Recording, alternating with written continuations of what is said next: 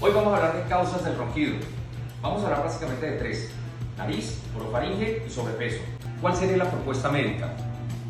Realizar una consulta, determinar cuáles son las alteraciones estructurales y plantear un tratamiento integral. El manejo lo haríamos así: higiene de sueño, primordial. 2. Corregir alteraciones estructurales. 3. Utilizar un equipo de presión positiva.